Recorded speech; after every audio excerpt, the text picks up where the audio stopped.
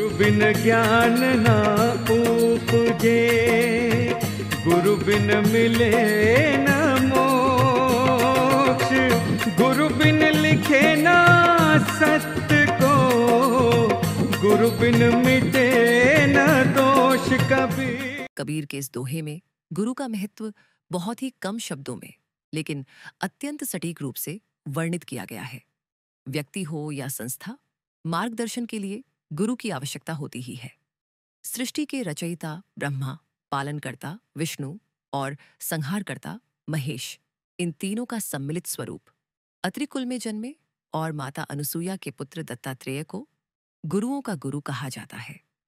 पुराणों में यह उल्लेख मिलता है कि स्वयं दत्तात्रेय के भी 24 गुरु थे। इससे भारतीय संस्कृति में गुरु के महत्व की गहराई स्पष्ट होती है। नमस्कार, मैं हूं कणिका और आप देख रहे हैं अवधूत चिंतन। स्वयं परमेश्वर और गीता के माध्यम से विश्व को ज्ञान देने वाले श्री कृष्ण को भी सांदीपनि आर्षि को गुरु मानकर उनके आश्रम में रहकर शिक्षा प्राप्त करनी पड़ी थी। मर्यादा पुरुषोत्तम श्री राम को भी वशिष्ठ ऋषि की शरण में जाकर उन्हें गुरु मानकर ज्ञान प्राप्त करना पड़ा। हमारी संस्कृति में गुरु की श्रेष्ठता के अनेकों उदाहरण मिलते हैं। इतना ही नहीं, हमारे धर्म ग्रंथों के अनुसार गुरु की आज्ञा ही अंतिम मानी गई है, चाहे वह माता पिता की आज्ञा हो या राजा की। गुरु की आज्ञा सबसे श्रेष्ठ मानी जाती है। गुरु हमारे लिए एक आदर्श होते हैं और ज्ञान के स्रोत के रूप में पूजनीय होते हैं। आधुनिक युग में गुरु एक विश्वकोश की तरह होते हैं। वे हमारे लिए एक दिशा दिखाने वाला दिशा सूचक यंत्र होते हैं और कठिन समय में मार्गदर्शन देने वाले, अंधेरे में भी प्रकाश देने वाले दीपस्तंभ होते हैं। गुरु हमारी गलतियों को सहन करने वाले और संकट में हमारी सहायता को दौड़कर आने वाले होते हैं। वे कभी हमारे मित्र बन जाते हैं तो कभी सहयोगी। कभी वह कुलदेवता के रूप में मिलते हैं तो कभी इष्ट देवी की तरह ममतामयी रूप में प्रकट होते हैं। वे बहन की तरह स्नेहपूर्ण देखभाल करते हैं और बड़े भाई की तरह हमेशा हमारी ढाल बनकर खड़े रहते हैं। इसलिए गुरुर्ब्रह्मा गुरुर्विष्णु गुरुर्देवो महेश्वरः, गुरुः साक्षात् परब्रह्म, तस्मै श्री गुरवे नमः। ऐसी प्रार्थना करते हुए हम गुरु की महानता को नम्रतापूर्वक वंदन करते हैं। मनुष्य त्रुटिपूर्ण होता है। कई बार उसके हाथों अनजाने में या जानबूझकर गलतियां हो सकती हैं, या फिर स्वार्थ के कारण पक्षपात की भावना जागृत होकर किसी के लिए मोह और किसी के लिए द्वेष जैसी भावनाएं उत्पन्न हो सकती हैं, जिससे न्याय संगत आचरण न हो पाने की संभावना बनी रहती है। मानव स्वभाव का विवेचन करने वाले काम, क्रोध, लोभ, मोह, मद और मत्सर, ये षड्रिपु कभी किसका विनाश कर देंगे, इसका भरोसा नहीं रहता। आज के युग में भी इसके उदाहरण कदम कदम पर देखने को मिलते हैं। हमारे शास्त्रों, पुराणों तथा रामायण महाभारत जैसे महाग्रंथों में भी महान व्यक्तियों के पतन की घटनाएं वर्णित हैं। विश्वामित्र जैसे आर्षि भी इससे अछूते नहीं रहे। वे मेनका के मोह से बच नहीं पाए। रामायण में माता सीता भी स्वर्ण मृग के आकर्षण से स्वयं को नहीं बचा सकीं और उसी कारण से रामायण की कथा घटित हुई। मानव स्वभाव की इन सीमाओं को भली भांति पहचान कर राष्ट्रीय स्वयंसेवक संघ के दूरदर्शी संस्थापक डॉक्टर केशव बलिराम हेडगेवार जी ने लंबे चिंतन के बाद संघ में भगवे ध्वज को गुरुस्थान दिया और उसी का वंदन करने की परंपरा शुरू की।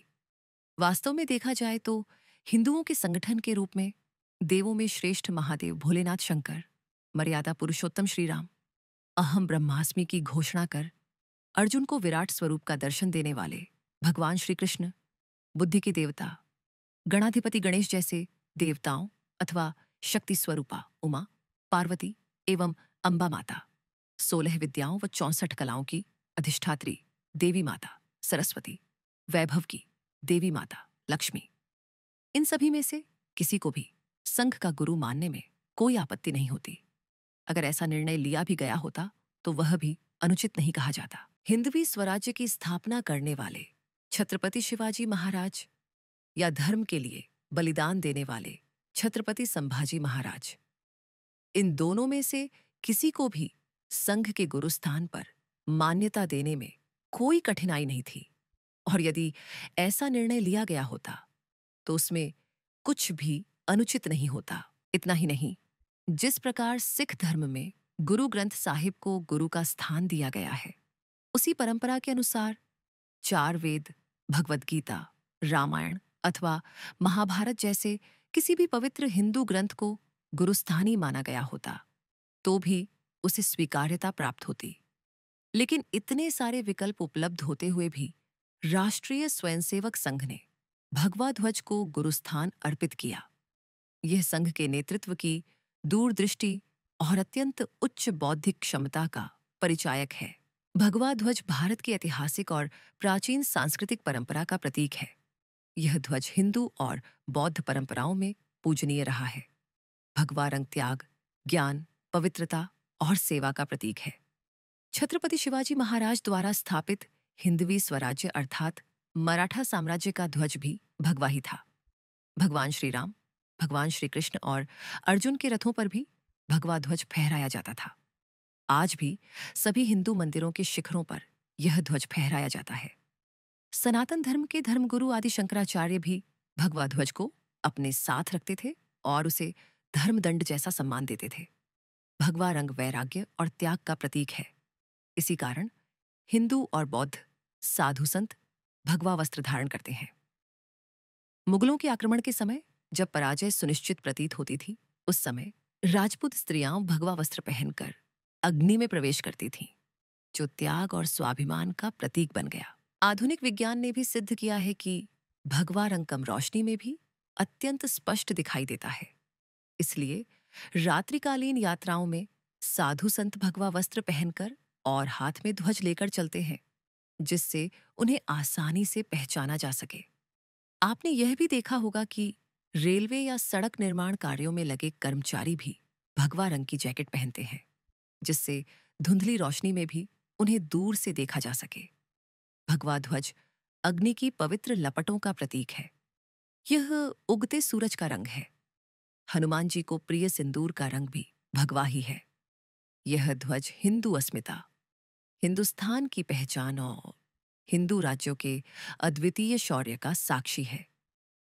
इसी कारण राष्ट्रीय स्वयंसेवक संघ ने भगवा ध्वज को अपना गुरु माना है।